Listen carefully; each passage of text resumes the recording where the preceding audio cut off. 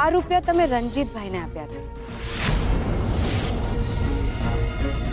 જેથી તમે મારા વિશે વધુ જાણી શકો અને મને શહેરની બહાર કાઢી શકો. પણ તમને જાણવામાં તકલીફ થશે કે રંજીતભાઈ હવે સુધરી ગયા છે. આવો.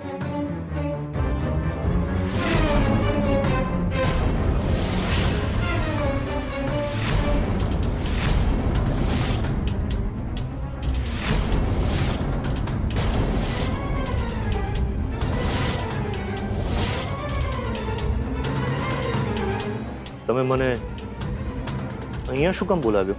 શોધન અને શ્રુતિની કંકોત્રી આપવા તો નહીં જ બોલાવ્યા હોય ને તમને.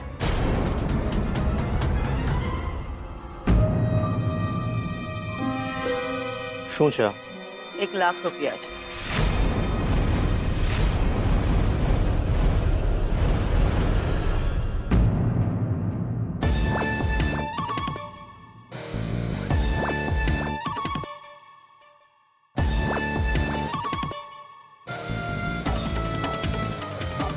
કોની કિંમત લગાડી છે?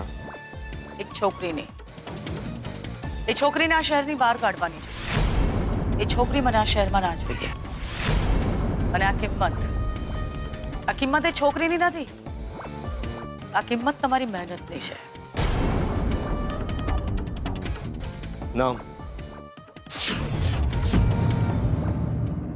નામ શું છે છોકરીનું? સ્વીટુ.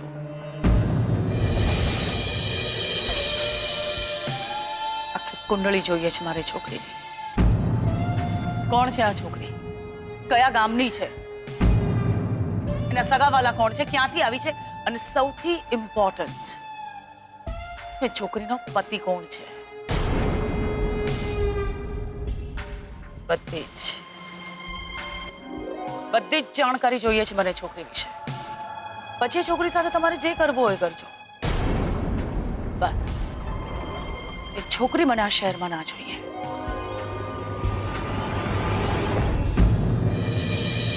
કમાલ છે. હમણાં 1-2 દિવસ પહેલા તમે અમારા ઘરે આવ્યા હતા અને મને ઘર જમાઈનું મેણું માર્યું હતું, અને આજે આ સોદો? સંગ્રહેલા સાપ જ હંમેશા કામ લાગે છે રંજીત કુમાર. સાપને સાપ કહેવાથી ફૂફાડો નથી મારતો, પણ જો એની પૂંછડી પર પગ પડી જાય ને એટલે તરત ફેણ ઊંચી કરે છે. અને મને ખબર છે કે આ 1 લાખ રૂપિયા જોઈને તમારી ફેણ પણ ઊંચી થશે. અને આ ફૂફાડો મારી સામે નહીં, એ છોકરી સામે જઈને મારજો. 4 દિવસ પછી એ છોકરી મને આ શહેરમાં ના જોઈએ.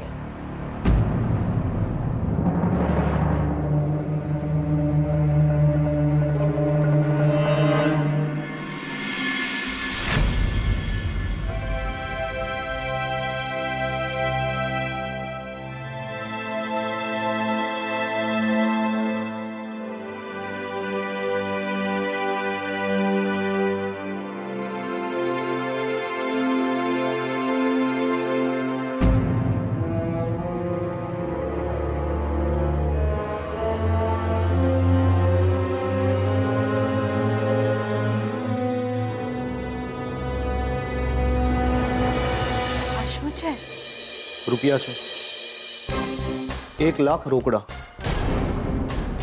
આટલા બધા પૈસા કોઈ આપ્યા છે મને. બદલામાં તમારી જાણકારી માંગી છે મને. તમારું નામ શું છે? તમે કયા ગામના છો? તમારા સગા સંબંધી કોણ કોણ છે? તમારા લગ્ન થઈ ગયા છે કે નહીં? અને જો થયા છે તો તમારા પતિનું નામ શું છે?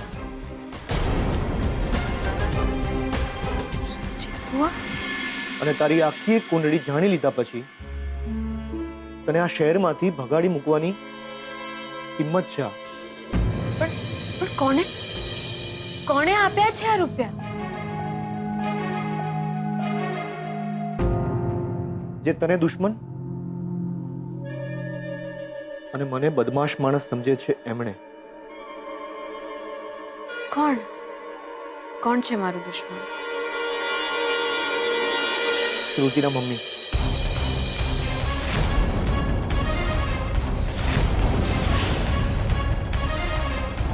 એકચ્યુઅલી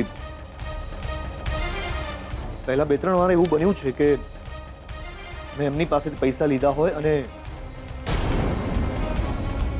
એમનું કોઈને કોઈ કામ કરી આપ્યું હોય, કોઈની બાતમી આપવાનું, કોઈને હેરાન કરવાનું. એટલે કદાચ આ વખતે પણ એમને લાગ્યું હશે કે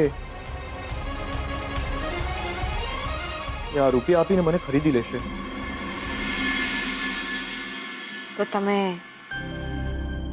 આ બધું મને કેમ કહી રહ્યા છો? એટલા માટે કહી રહ્યો છું કે ભલે હવે મને કોઈ ખરીદવા માંગે, પણ મેં હવે વેચાવાનું બંધ કરી દીધું છે.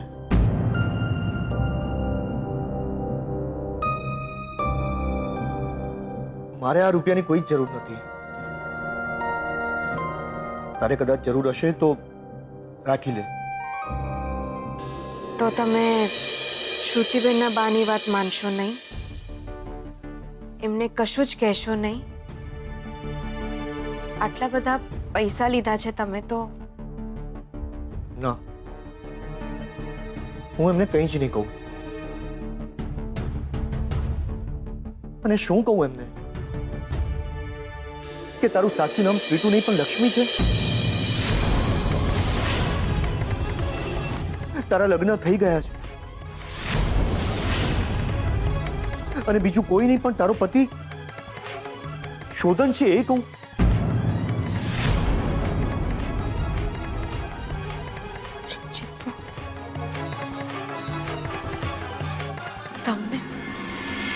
તમને આ બધી વાતો કેવી રીતે ખબર છે?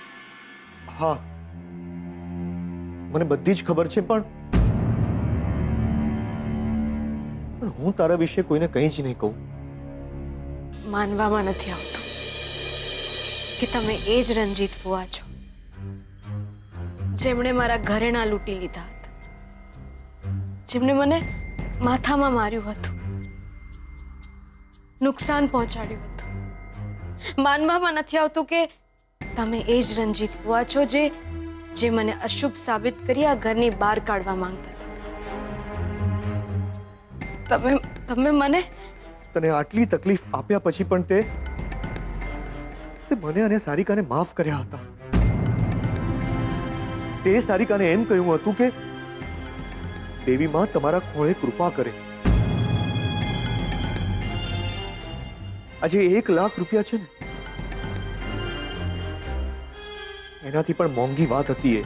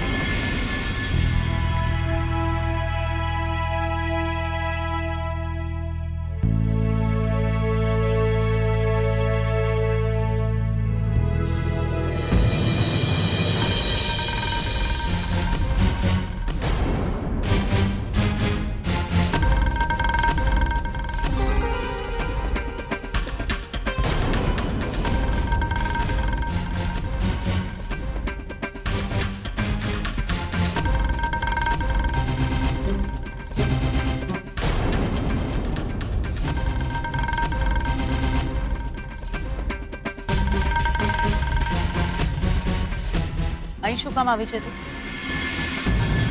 એક કામ કરશો મારું? તું મારા ઘરમાં 5000ના પગારે ઘરકામ કરતી હતી અને હું તારું કામ કરું? તમે મને 5000 રૂપિયા આપતા હતા ને, હું તમને એનાથી વધુ આપીશ. માણસ 5000 રૂપિયામાં ઘરકામ કરી શકે, કોઈ પાપ ના કરી શકે.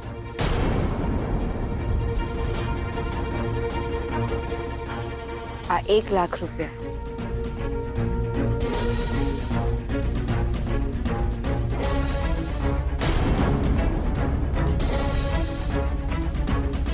આ રૂપિયા તમે રણજીતભાઈને આપ્યા હતા જેથી તમે મારા વિશે વધુ જાણી શકો અને મને શહેરની બહાર કાઢી શકો પણ તમને જાણવામાં તકલીફ થશે કે રણજીતભાઈ હવે સુધરી ગયા છે હશે ભગવાનને જે ગમ્યું હોય એમાં આપણે શું કરી શકીએ ને બેન તમે 1 લાખ રૂપિયા એટલા માટે ખર્ચ્યા જેથી તમે મને શહેરની બહાર કાઢી શકો અને શ્રુતિબેનના લગ્નની સાથે સાથે મારા લગ્ન ના થાય ઠીક છે તમે કહેશો એમ જ થશે શ્રુતિબેનના લગ્નની સાથે સાથે મારા લગ્ન નહીં જ થાય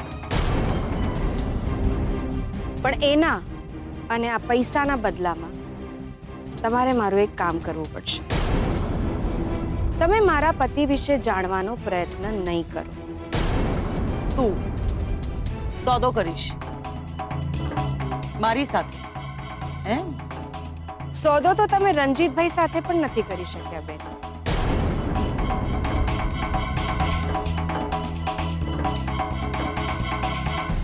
તમારી વાત સાચી હતી બેન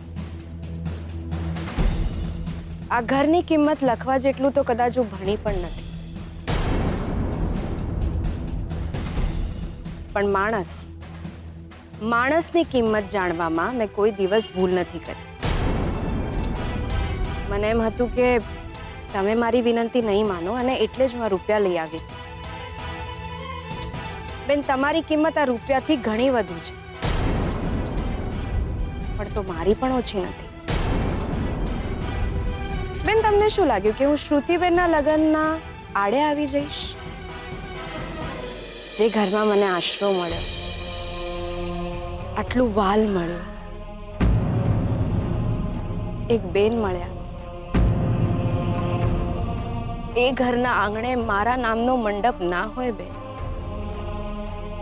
બેન તમે મારા અને મારા પતિ વિશે જાણવાનું રહેવા દો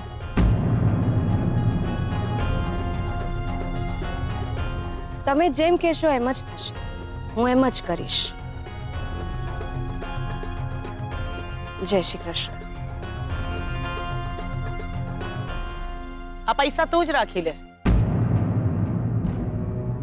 આ રૂપિયા તું જ રાખી લે આ શહેર છોડીને બીજે ક્યાંક રહેવા જઈશ ને તો તને જિંદગી જીવવામાં કામ લાગશે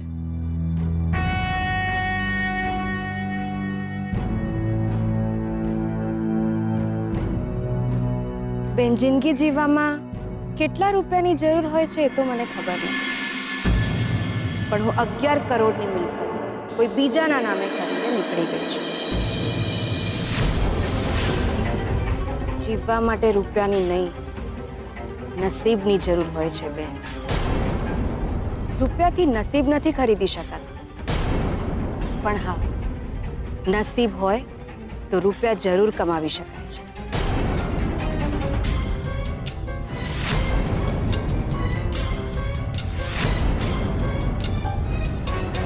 જય શ્રી કૃષ્ણ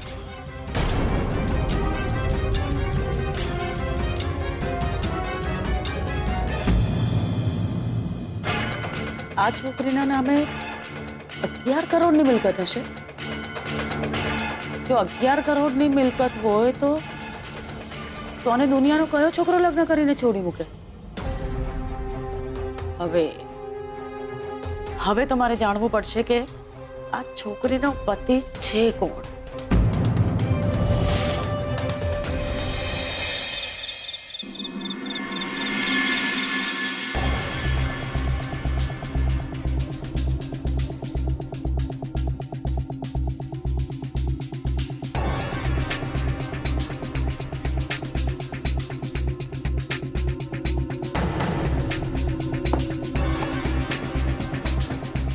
સીતુ સીતુ બેટા અંજાર એક ગ્લાસ પાણી આપ લાવી દાદાજી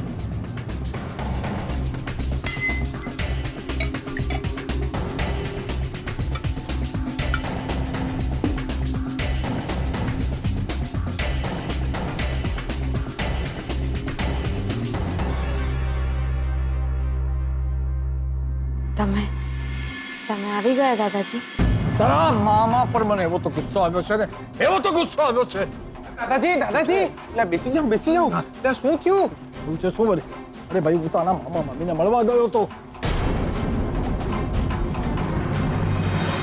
થયું છે શું વળી? અરે ભાઈ હું તો આના મામા મામીને મળવા ગયો હતો. કારણ કે મારે જો સ્વીટુને દત્તક લેવી તો સૌથી પહેલા મારે એમની પરવાનગી લેવી પડે કે નહીં? બેસી જાઓ. થયું શું પણ? અરે ભાઈ હું તો તારા મામાની ઘરે પહોંચી ગયો અને તે મને જે સરનામું આપ્યું હતું એ ગામે. જેને મેં ત્યાં દરવાજો ખખડાવ્યો તો તારા મામા બહાર આવ્યા એટલે મેં બધી એમને વાતચીત કરી તો મને કે સામેથી કે મારું નામ બટુક છે જ નહીં. દાદાજી તમારા કંસ મામાને નહીં મળે દિયોર. એટલે તમને ખબર છે બકા, દાદાજી તમારા વિશેની બધી જ વાતો ડાયરીમાં લખતા હતા. આપણે પાનું જ પાડી નાખ્યું છે દિયોર. બેસો પછી શું અરે થયું? પછી શું થાય મેં બહુ સમજાવ્યું અને કહું કે તું મને ઓળખતો નથી એમ તો જા તારી વહુને બોલાવ. તો કે મારી વહુ તો કોઈ બીજા ભાઈડા સાથે ભાગી ગઈ. શું વાત કરો છો દિયોર? બેસી જાઓ તમે. સ્વીટુ સાંભળ્યું તમે? ગજબ થઈ ગયું. તમારા મામી બીજા કોઈ જોડે ભાગી ગયા. ખોટું થઈ ગયું ભાઈ. બહુ ખોટું થયું. મામા જોડે બહુ ખોટું થયું દિયોર. અરે મારો બેટો એક પણ વાત માનવા તૈયાર નથી. મને કહે કે હું આ ગામનો સરપંચ છું જ નહીં. મારું નામ બટુક નહીં પણ મારું નામ તો ગોવર્ધન છે. હા મારી કોઈ આવી ભાણી છે જ નહીં. એક ખેંચીને આપી. શું વાત કરો છો? બેસો શું છે? ખેંચીને આલી દીધી?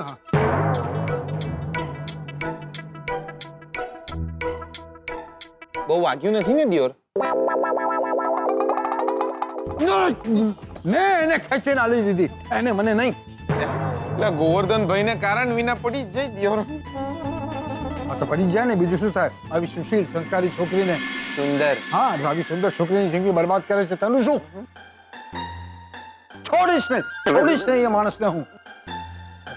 પહેલા તમે બેસી જાઓ, શાંતિથી બેસી જાઓ કહું છું. દાદાજી ધર્મનો ધક્કો થયો તમને? બાકી હેરાન થઈ ગયો હું, હેરાન થઈ ગયો. વાંધો નહીં, અમને હેરાન ના કરો દિયોર. બેસી જાઓ ને તમે, બેસી જાઓ. એકદમ શાંત થઈ જાઓ દાદાજી. કઈ પાણી બાણી પીઓ. બકા તમે ઊભા છો શું? કઈ પાણી પીવડાવો કઈ દાદાજીને. દાદાજી લો પાણી પીઓ. હા. આવાજ. શાંતિથી દાદાજી. ભાઈ મને તો એમ હતું કે સ્વીટુના મામા મામી હા પાડી દે તો દત્તક લેવાની કાર્યવાહી હું આગળ ચલાવું કે નહીં. મામો એક નંબરનો જુઠ્ઠો નીકળ્યો. મેલો નહીં યાર. મેલો ને દિયોર. હું શું કહું છું તમને દાદાજી, જો અમે બંને તમારા દીકરા દીકરી જેવા છીએ કે નહીં? તો દત્તક લો કે ના લો શું ફરક પડે છે યાર? દત્તક નહીં લો તો કલ્પનાની જીત માંગવી પડશે. શોધન અને શ્રુતિના લગ્ન સાથે સાથે તમારા બંનેના લગ્ન નહીં થાય. દાદાજી શું છે? એક કામ કરો, હું તમારો હનુમાન. હા? દાદાજી એક કામ કરો, તમે મારી પૂંછડીમાં આગ લગાડી દો. મને શ્રુતિ ભાભીના ઘરે મેલી આલો. એમના ઘરે જઈને એમની મમ્મીને ના પટાઈ લઉં તો મારું નામ બી જીગર આત્મારામ પટેલ નહીં. દાદાજી તમે જેમ ઈચ્છ્યું છે એમ જ થશે દિયોર. અમારા બધાના લગન એક જ માંડવે થશે.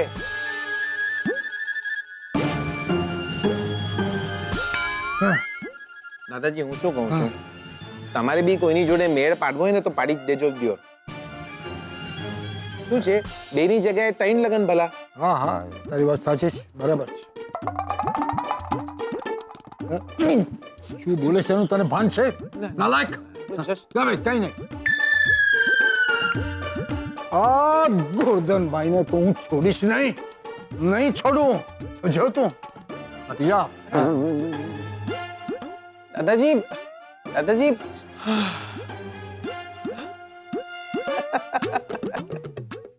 એટલે ગોરધનભાઈ ને પડી ગયો. બકા બીજો કોઈ હુકમ? તમે કેટલું બધું કરી રહ્યા છો મારા માટે. પણ તમે મારા માટે કંઈ નહીં કર્યું હો.